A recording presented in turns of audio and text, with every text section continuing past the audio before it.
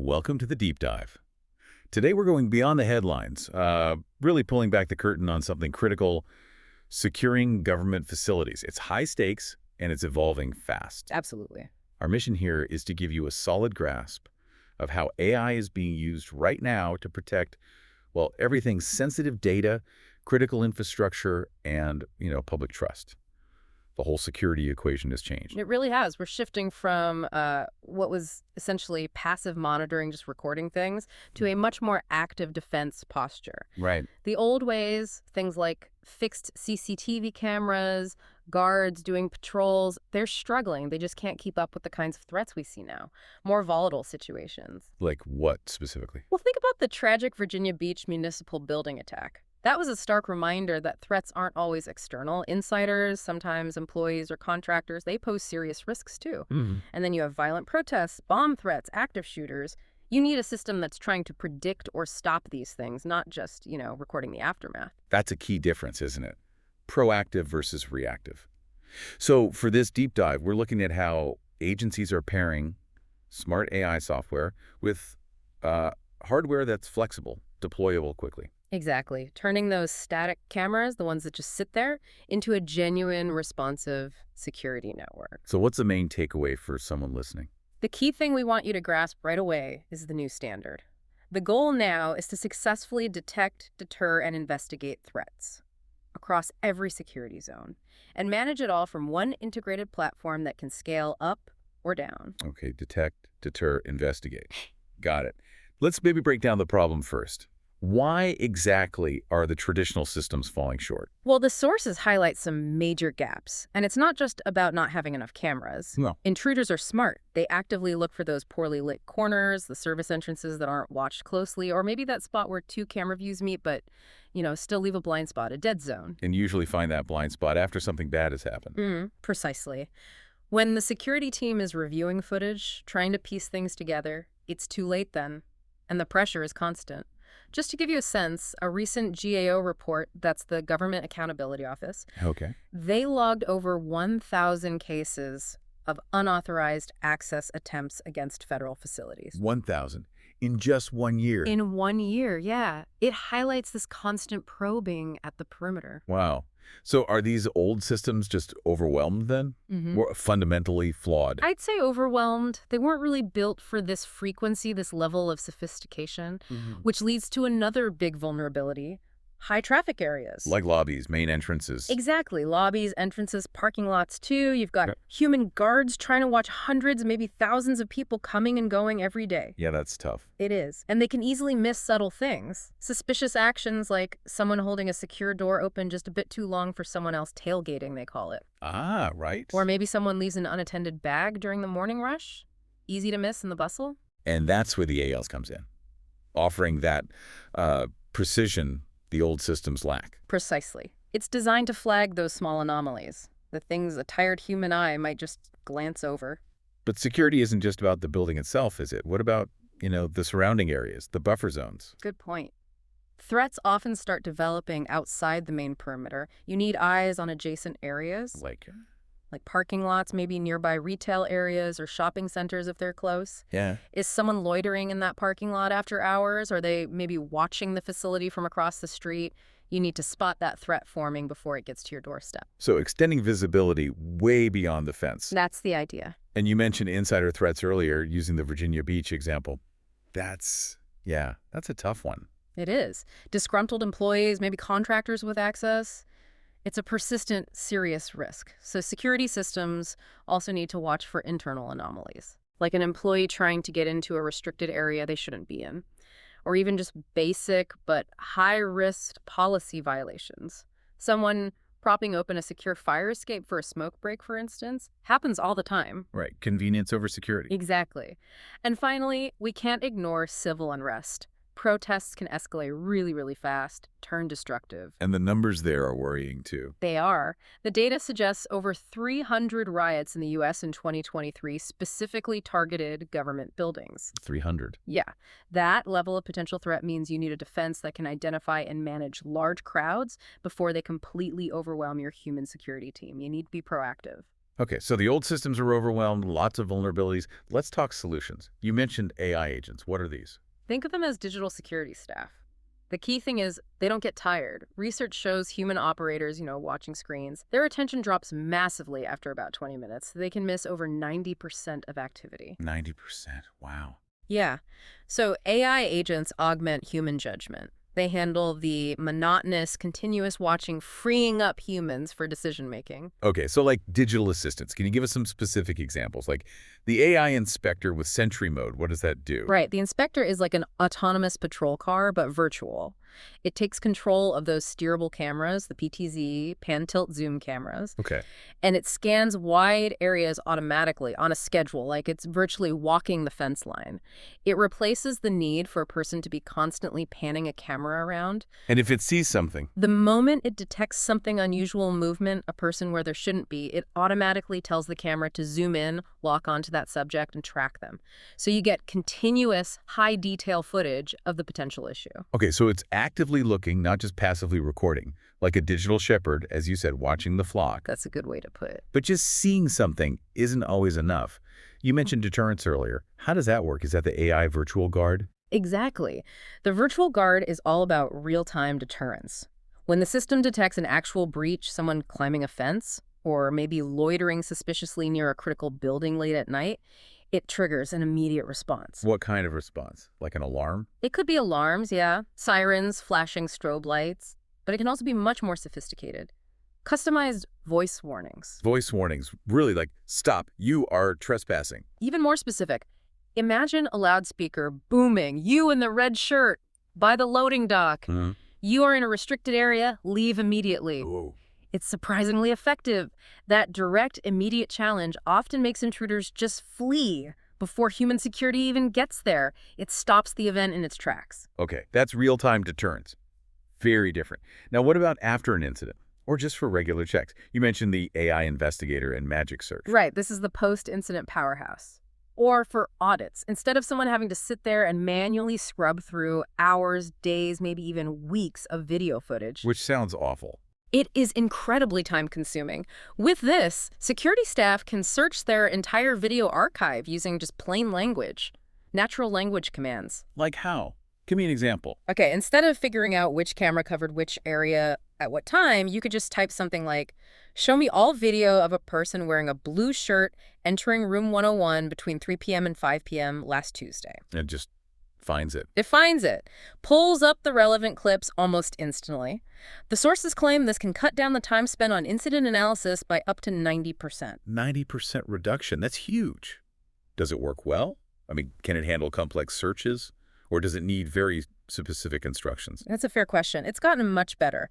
You probably can't just type, "Show me something suspicious." That's too vague. Right. But for searches based on objects, colors, types of movement, locations, times, it's very effective. Show all vehicles leaving the north gate after midnight. Or find instances of a package left unattended near the main entrance. Okay, I can see how that saves massive amounts of time. Not just for incidents, but maybe compliance checks too. Absolutely. We'll touch on that later, but yes, huge for audits and proving compliance. So we have these smart AI agents, Right.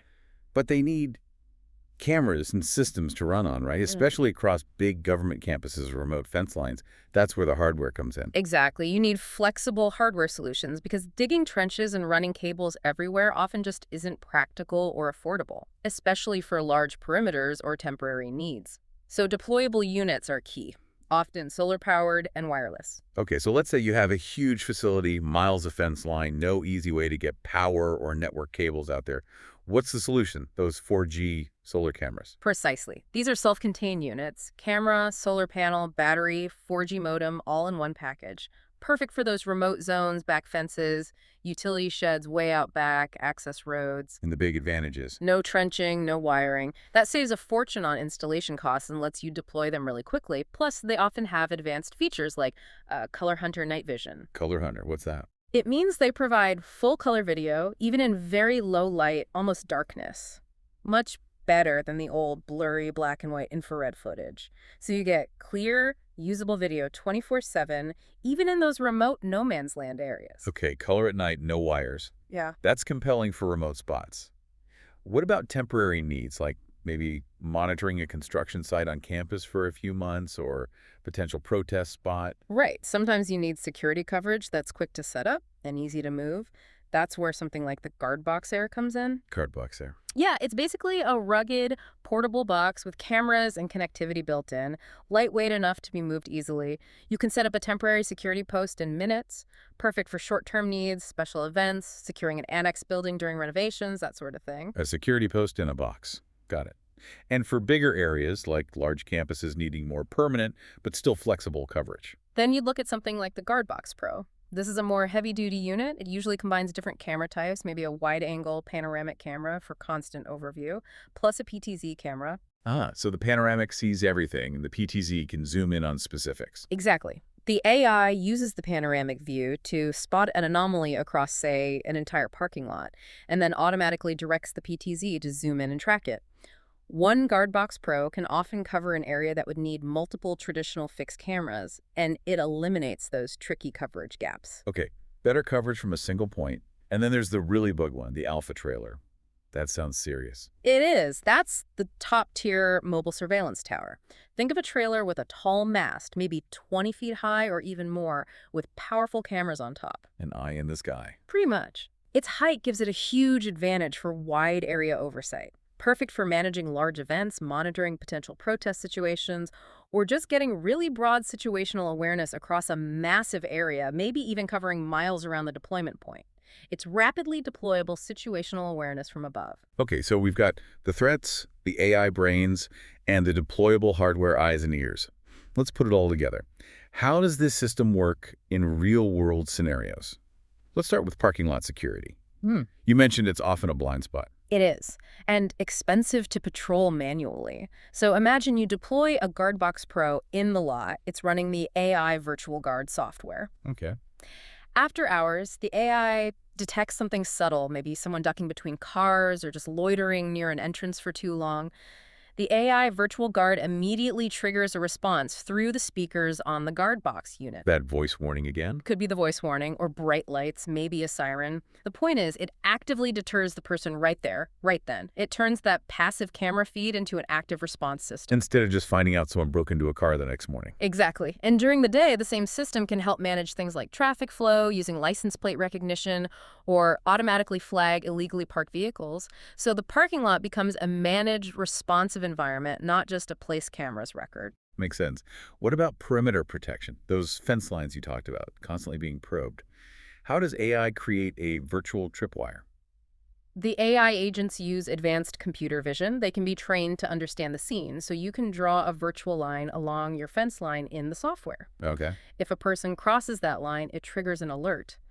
But, and this is key, unlike old motion detectors that go off if a tumbleweed blows by or a cat runs past. Right, the false alarms must be a nightmare. They are. The AI is much better at distinguishing humans or vehicles from irrelevant things like animals, shadows, blowing debris. That dramatically cuts down false alarms. Which means when an alert does come in, security takes it seriously. Exactly. They're responding to genuine potential threats, not noise. So trespassers can be intercepted before they actually get to high-value buildings or assets. And it adds layers. For example, object left behind detection. What's that for? It flags if someone, say, throws a bag over the fence and runs off, or it leaves a suspicious package near an entrance. Critical for counterterrorism concerns. It sees the object appear and stay there when it shouldn't.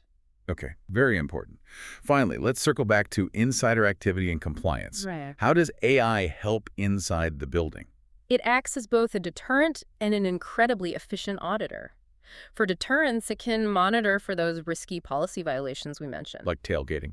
Yeah, detecting if two people swipe in on one badge, or flagging a secure door that's been propped open for longer than, say, 60 seconds. It sends an immediate alert. So it enforces policy automatically to some extent. It helps enforce it, yes. Yeah. And then for accountability, the AI Investigator tool is invaluable. Let's say some sensitive files go missing from a records room. How do you find out who might have been involved? Traditionally, it would mean manually cross-referencing badge access logs with hours of video from multiple cameras. Tedious. With the AI Investigator and Magic Search, security could just type, "Show me everyone who entered the records room between 2 p.m. and 4 p.m. last Wednesday." Boom. Instant results with video clips. That creates a really strong audit trail, doesn't it? Absolutely. It strengthens accountability, makes compliance checks much faster, and provides clear evidence for any internal investigations. Full transparency. Okay, so wrapping this up, looking at the big picture, what are the fundamental benefits for government agencies putting these AI systems in place? Well, there are several key ones. First, 247 vigilance without human fatigue. The AI doesn't get tired or distracted.